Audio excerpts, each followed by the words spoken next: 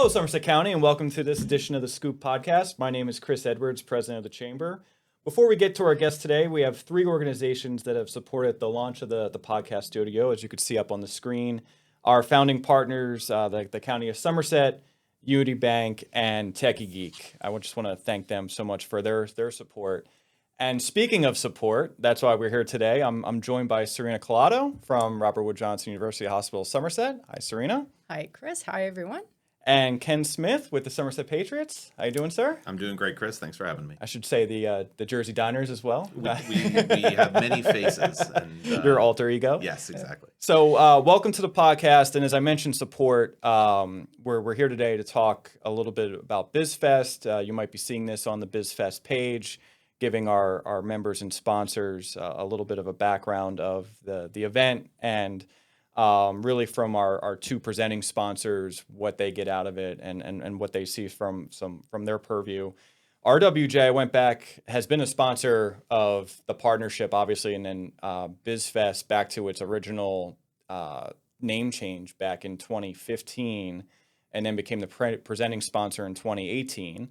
And then the Somerset Patriots really saved the day for us in 2021.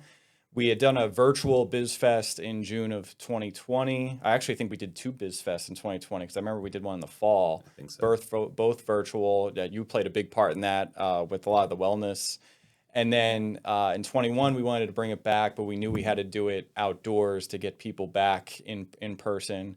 So the concourse at the ballpark was really supposed to be a temporary one-time game plan and ended up being so successful that we've been there ever since. So I want to thank both of you for your support of BizFest and obviously the partnership overall. Our pleasure. Yeah, that's what it's all about. Yeah, and It really it's really ballooned into something. It's our biggest event, just number of companies, number of attendees. It's we've had some challenges, the Canadian wildfires, and obviously the pandemic, and some other items that. But it's always kind of when we've had to move it, it's worked out for the better every time. But before we get into just kind of the logistics of BizFest, I just want to give our audience a chance to get to know both of you. So Serena, why don't you talk to us about, outside of volunteering at BizFest, what your day job is at the hospital? Well, thank you so much. So at Robert Wood Johnson University Hospital, Somerset, I'm the Director of Community Health, and I also happen to convene our Healthier Somerset Coalition. So in my role in this capacity, I really look to assess what are the health and social needs within the county and then address them. And we do that through collaboration. So to your point, it's all about health and wellness, where we do outreach and education. We do programming that will actually help have an impact on health and making health changes for people and improvements. And then we look at addressing some of those social determinants of health, which are your environmental, systemic, and policy issues, which ultimately impact the health and well-being of a community. So, and again, we could not do any of this without collaboration, which is why we value our relationship with the Somerset County Business Partnership and why we always want to be the presenting sponsor for BizFest. Oh, we got an always there. So now I'm going to have to play this back every year. And he's going to bring it up at every meeting. We got a lifetime commitment. That's awesome. So, and Mr. Smith, you wear, anyone who works in minor league sports, I always feel like wears unbelievable amount of different hats in a given season. But tell us a little bit about your role. Yeah, indeed. So my name is Ken Smith. I'm the Director of Business Development for the Somerset Patriots. I've been with the team since late 2017. So it has been quite some time now, and I have seen quite a lot. I've seen pandemics and floods and a new affiliation and a championship and wildfires. I'll never forget that phone call from Chris Edwards. But my role has changed and evolved over the years. My primary role is in sales, so I do ticket sales, group sales, sponsorship sales, that kind of thing at the ballpark. But then I also have run our scoreboard at the ballpark over the years. I've run our internship program. I've run our CRM systems, our digital boards. It's whatever I can put my mark on, whatever it is. Wherever help is needed, I'm happy to pitch in my own expertise and really contribute. And that kind of goes back to that situation in 21 where Chris came to me and said, hey, we're in a tough spot here. We want to do this, but there's not really a spot for it. And we were really happy to be able to be a good partner, not only to you guys, but to RWJ, of course, who we partnered with forever, to put together this event and make it all happen.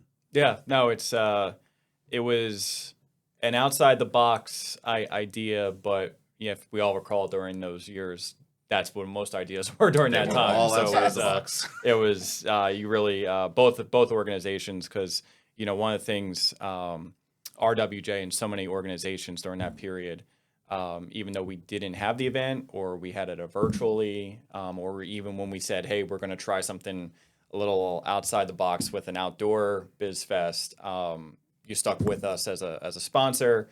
We didn't have that lifetime commitment yet, so it was Don't hold me to that, Christopher. Serena, I'll start with you. Could you talk a little bit, about what you remember from BizFest as it's kind of evolved over the years, and then maybe what, from an organizational perspective, what RWJ is looking to get out of it and gets out of it? Sure. Well, as you mentioned, we've been with BizFest, I think, right since it evolved and started. And I remember it being a much smaller event, held within some banquet facilities, and it wasn't even, and even before Imperia, it wasn't even that large. It started off a little smaller, and then started to grow. And when it went to the Imperia, it got a little bit bigger. But I will say, since going to the ballpark, it really exploded in terms of the number of vendors that come, the number of people that come, and just the networking and collaboration that occurs as a result of that event.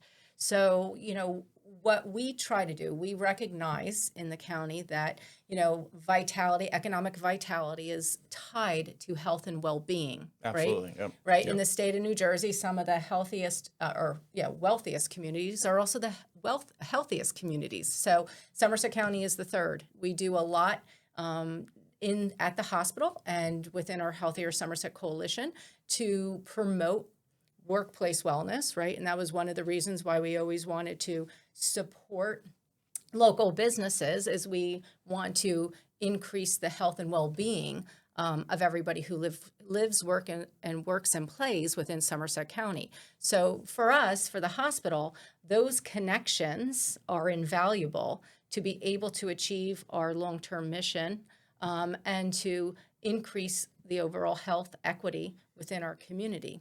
So, and again, by providing all those screenings and wellness services, we're able to increase access to care and get the word out about services that are available. So it's been a wonderful relationship, and we thank you for that. Yeah, and we've been able to, one of the things we couldn't do in its previous iterations that we can do at the ballpark is Robert Wood has a screening village at the entrance. So when attendees come each year, they check in with our staff right at the front, and then as they walk through, you typically have 10, 11, 12 tables each year, and each table has really a different type of screening or experience or something health related that they could take advantage of in terms of a service. Correct, absolutely. So we offer anything between blood pressures, blood glucose screenings, sleep assessments, we've done balance screenings and assessments. So there's so many things that people can take advantage of. And many times we find people that come up to our tables weren't aware of the services that we provide. So, and that's very beneficial to be able to getting the word out there and keeping people healthy both in and out of the workplace. Absolutely. I think in the business world, especially now, business, life, everything moves so fast that really just going to an event where your mindset is business and networking, but you're passing through health and wellness related services could just trigger that, hey, maybe I need to get my blood pressure checked, or hey, maybe I need to do this. And even if it doesn't happen in that moment, maybe that person does that, schedules an appointment later that day. So I think just bringing that awareness, like even if people aren't, not everyone is doing the services when they walk through, just triggering that, hey, did you think about this, is really, really important. Yeah, absolutely. And, let's face it, so many of us have very busy lives, right? And we have a lot of stresses and pressures that we're under, both as, employees and as family members, parents, right? And so, a lot of times we come to work and, we have a lot of deadlines and, there's things that you need to do to take care of yourself, right? You can't take care of others if you don't take care of yourself. So, learning strategies. We offer coping strategies at BizFest. I think our behavioral health services team was there and is always there to provide those type of strategies for people. And that friendly reminder, like take the time, get your preventative, checkups and screenings so that, you can continue to do the great work you're doing and also be there for others, your family, and your place of work. I think that's a big part of it too, especially as a parent with young kids. It's that different perspective now, like, oh, hey, I got to take care of myself for the long term that I never really worried about before. That now all of a sudden I should. So, Ken, from your perspective, obviously before it was at the ballpark, the Patriots were there. You certainly had tables. I know we've had. I think we had the trophy there in the past. We've had mascots there in the past. Talk about your experience as an attendee, and then obviously as it came to have home field advantage for you. Yeah. So, first of all, I know the Patriots have been a longstanding partner of the partnership and really put a lot of value in being an important part of the community, and that's a big thing with us, especially as a staff, is being a place where people can gather and to talk about health for another second, really improve that mental health and do things that are good to get away from maybe your worries. And that's always been a big thing for us going through COVID, and we ran games and movies and things like that, just trying to focus on doing something nice for people to be able to get away from. And so, like, for us as a staff with the partnership and with BizFest, I'm a big networker. I love being able to go out and just introduce myself and meet new people and get a new perspective on different businesses that I've maybe not interacted with and don't have a handle for how they work, and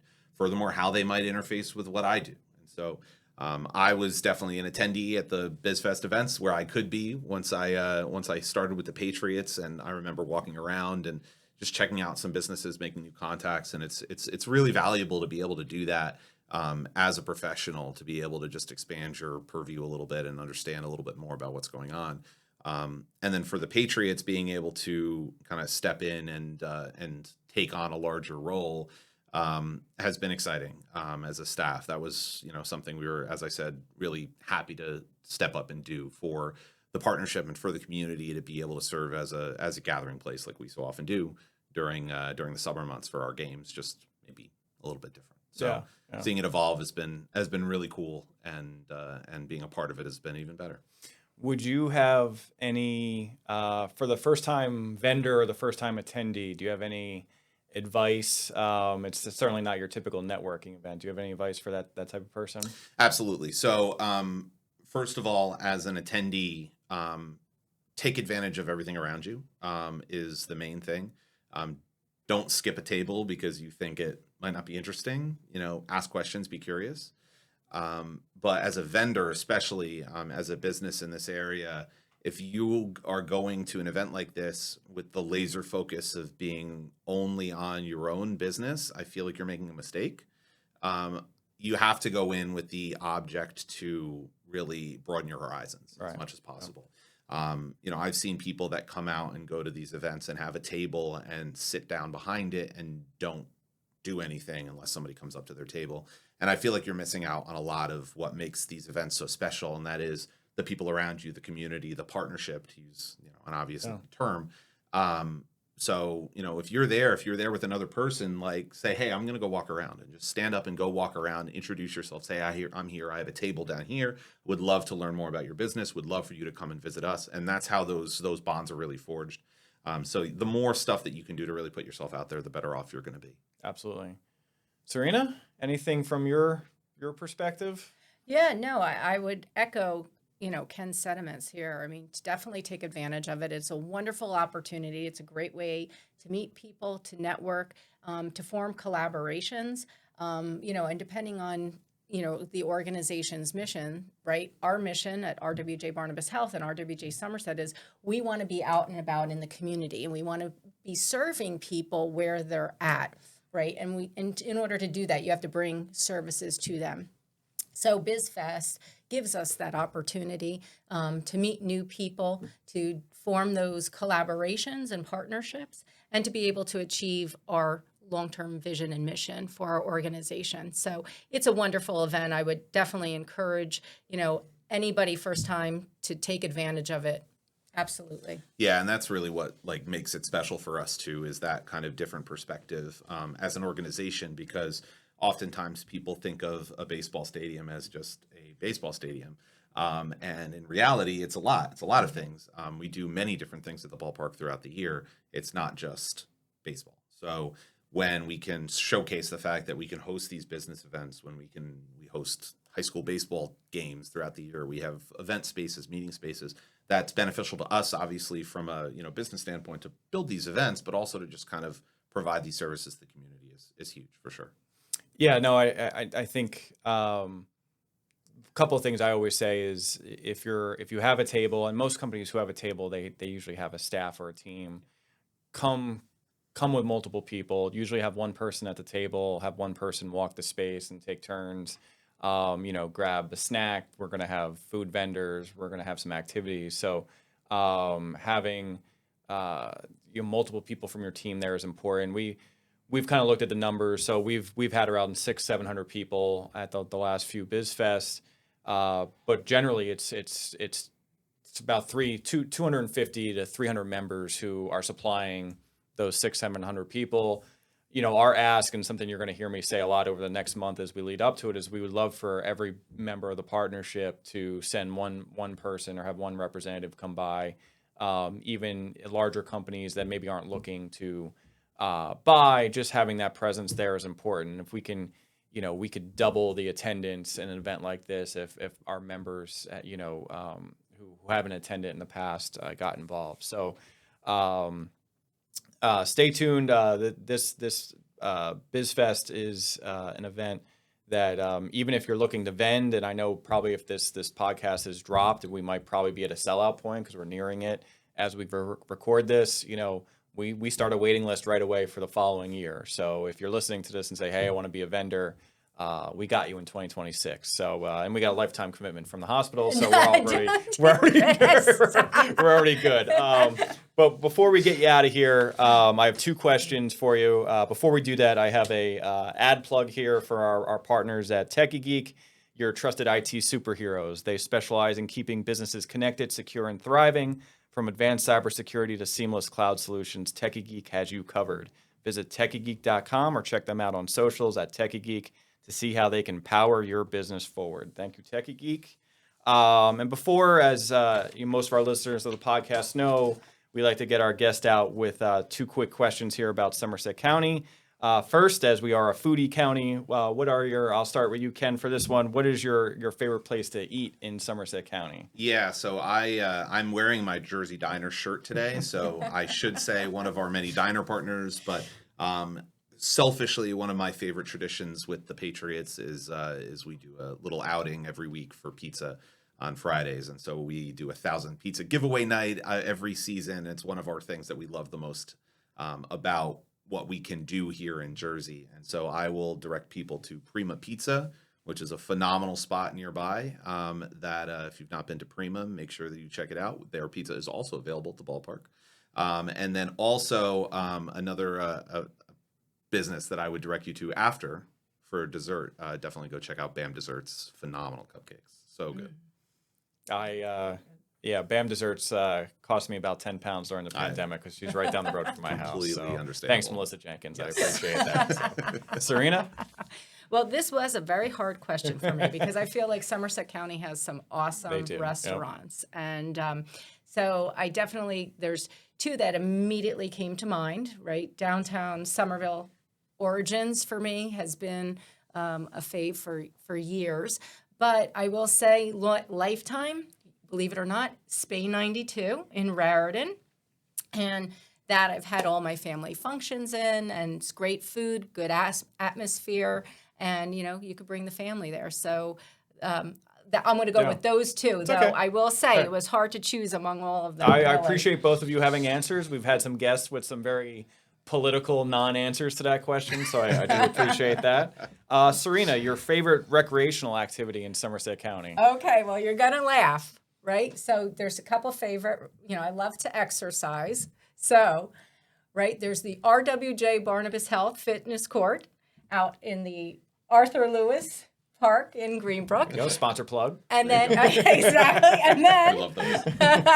and then I got to say, right, my family's a soccer family. So I'm going to say the RWJ Barnabas Health Community Field There you go. out in Bound Brook, Yeah. which Hey. is a soccer field that was put in. Yep. Nope. That's very good and very that's good. Good job on your end. The plug RWJ. She stole my thunder a little bit. Yeah. on So that. what you got, Ken? Well, my obvious answer, first of all, is if you have not been to a Somerset Patriots game and are Yes. looking for a fun activity to do with your family, friends, coworkers, please come and visit us in the ballpark in Bridgewater. We would love to have you. For people who have not seen it, John Oliver recently talked a lot about minor league baseball and said, and I think this is a great statement, that it was incredibly special and inescapably silly or stupid. I forget the word he used. But minor league baseball is a ridiculous thing that you only can experience in person live. It's wonderful to share with your family, friends, and colleagues. So please come and watch our incredibly talented baseball players and also the antics that we go through to make everybody laugh throughout the entire time that they're there. But I will give a non-plugging answer as well, and that is I do enjoy a good beer, and we've got some phenomenal breweries in the area. I would specifically call out Jersey Cyclone, who is nearby, and they have some wonderful stuff over there. So check There you them go. out. All right. Now we're plugging Sip and See. So we're getting all of our plugs in Chris, why'd you bring that today. So maybe we'll have you. You could both of you be my sidekick on all my other podcasts. So that wraps up this edition of the Scoop Podcast. Thank you so much for listening. And until we meet again, Somerset County. Awesome. Thank you. That was good.